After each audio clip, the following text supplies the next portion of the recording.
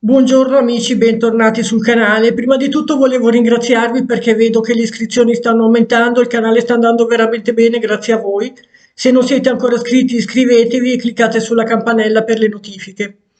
Oggi volevo parlarvi di questo libro, L'uomo che possedeva il mondo. È un libro di fantascienza che io ho letto moltissimi anni fa e ancora me lo ricordo, uno dei più belli che abbia mai letto, di fantascienza classica anni 60.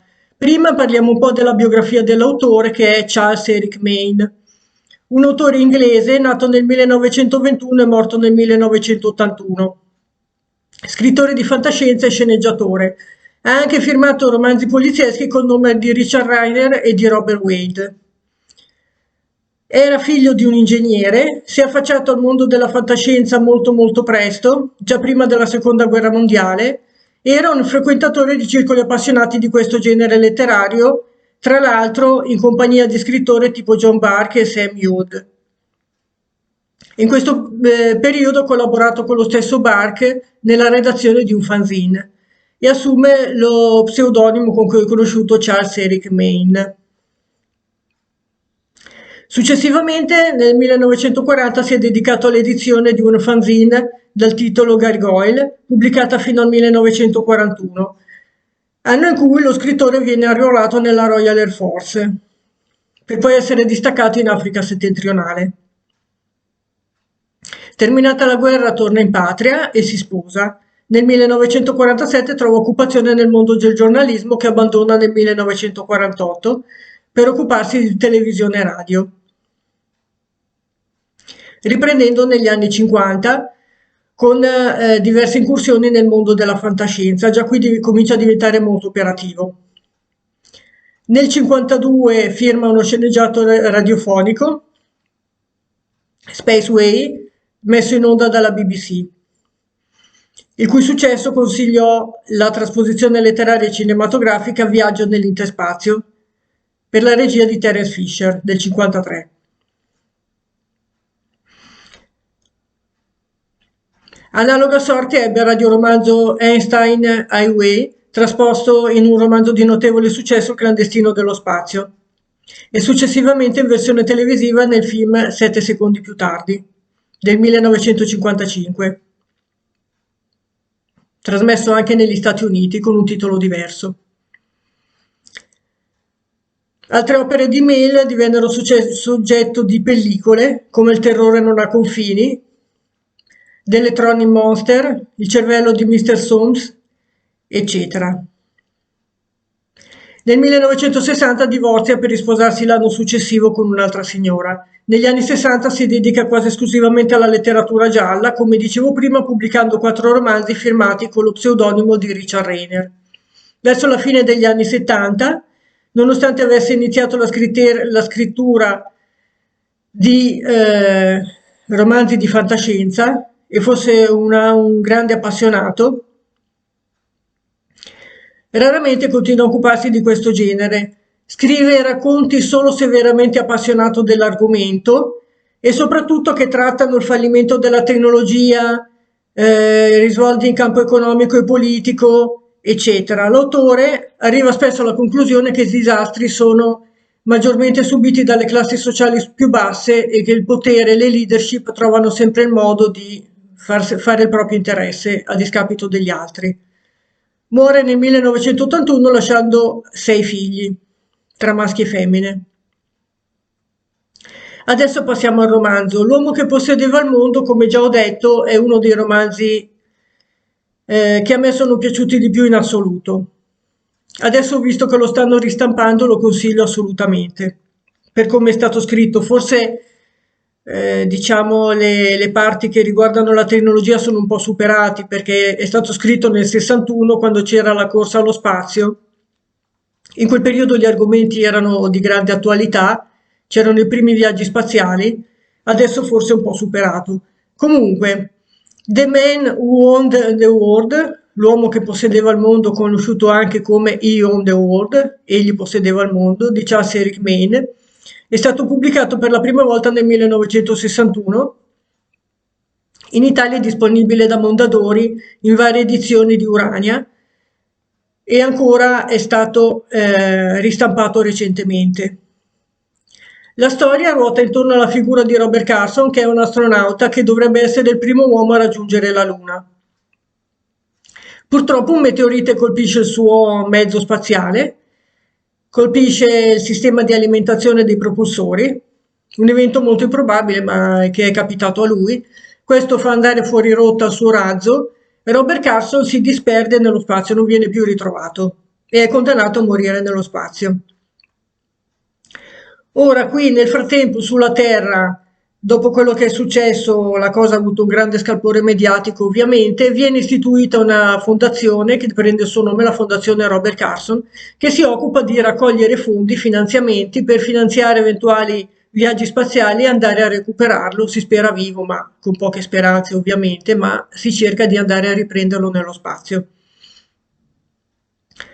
Dopodiché si fa un salto tempistico, Robert Carson si risveglia anni dopo, si trova in un luogo sconosciuto attaccato a delle macchine. Dopo una serie di trattamenti riprende le forze e gli viene spiegato che si trova su Marte, dove è stato portato dopo essere stato trovato mentre vagava nello spazio. Nel frattempo sono passati migliaia di anni, da quando lui si è perso nello spazio sono passati migliaia di anni. Su Marte c'è una colonia di terrestri che hanno tecnologie avanzatissime e queste persone gli dicono che sono in grado di riportare in vita il corpo perché essendo rimasto sulla navetta senza ossigeno, senza batteri, senza niente, si era conservato perfettamente e loro sono riusciti a riportarlo in vita. Questo è quello che gli viene detto. Ora, la figura di Robert Carson, come vedremo, è cruciale in questa storia. In questo romanzo il protagonista si risveglia circa 8000 anni dopo, pian piano scopre quello che è stata la storia dell'umanità in questi millenni. In queste migliaia di anni c'è stata una storia tragica perché per il controllo della Terra e di Marte e di altri pianeti di tutto il sistema solare ci sono state delle lotte per averne la proprietà, il possesso, insomma. La scienza sviluppata dagli umani su Marte, come dico, è in grado di rianimare i morti con un'operazione estremamente complessa. Nel suo caso è stato fatto, anche se era molto costoso, perché il suo ruolo è veramente importante.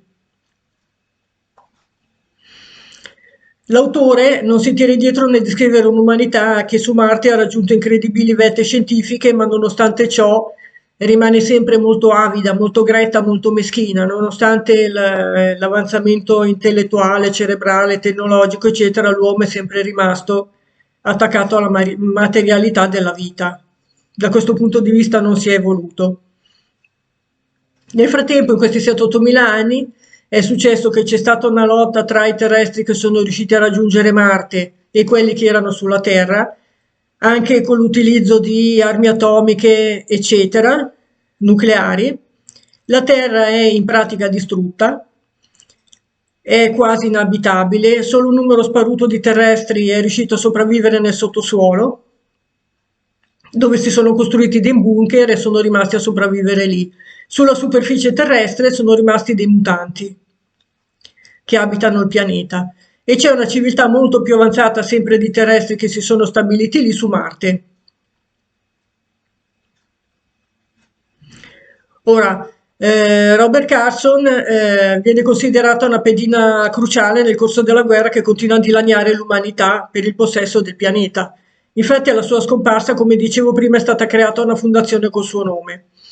Nel corso dei millenni questa fondazione ha reinvestito tutti i proventi ricavati dalle donazioni, fino alla fine, come dice il titolo, Robert Carson possiede il mondo intero, cioè è il proprietario del mondo. Qui bisogna capire anche dal punto di vista legale se lui realmente è il proprietario del pianeta, perché altrimenti diventerebbe una persona veramente un dittatore, insomma.